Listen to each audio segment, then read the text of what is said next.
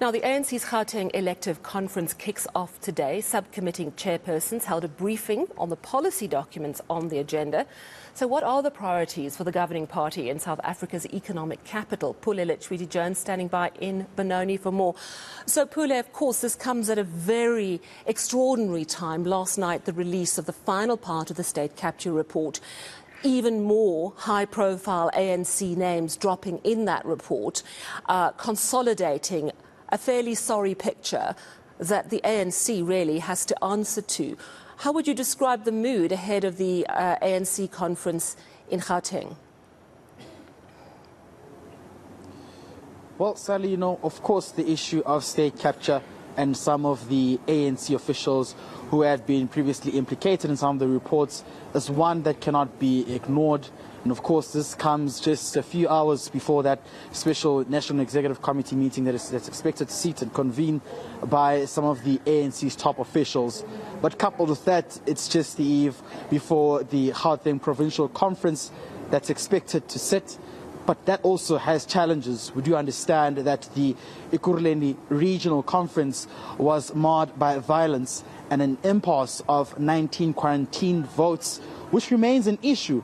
It remains a topic the Provincial Executive Committee of the ANC had been discussing and trying to see how they can reach a conclusion. But they still have another headache, Sally.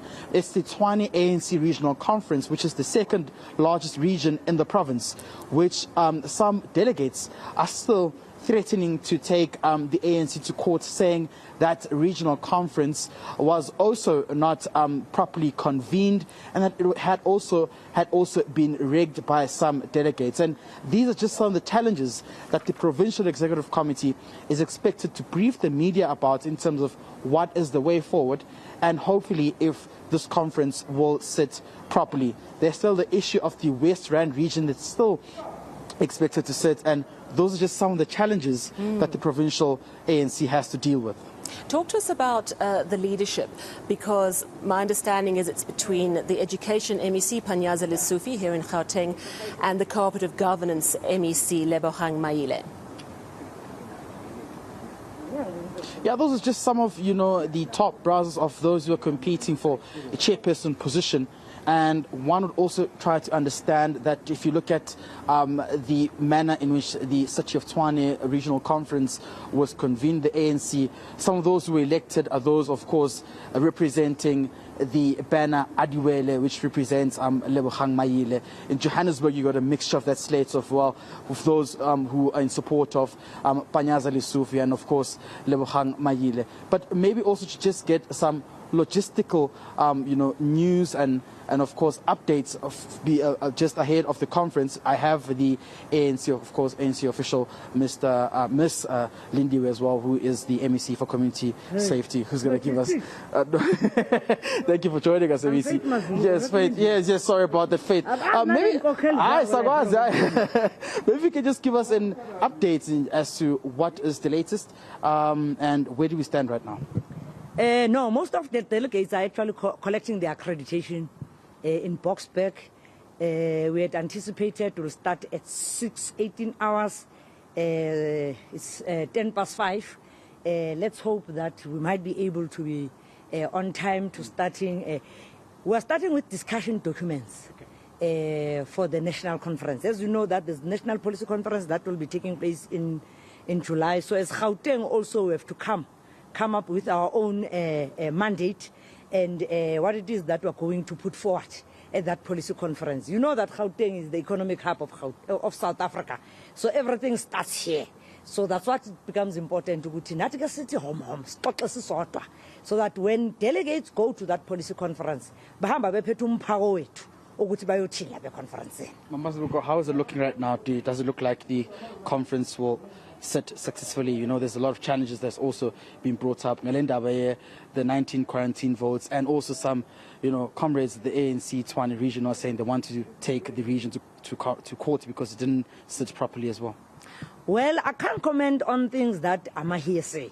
I believe I can comment on what the report from the provincial secretary will tell us. That, of course, the national NDC, which is your national disciplinary committee convened by our NEC member, Umtumanana, they've been sitting and dealing with all those quarantine votes and those branches, in fact.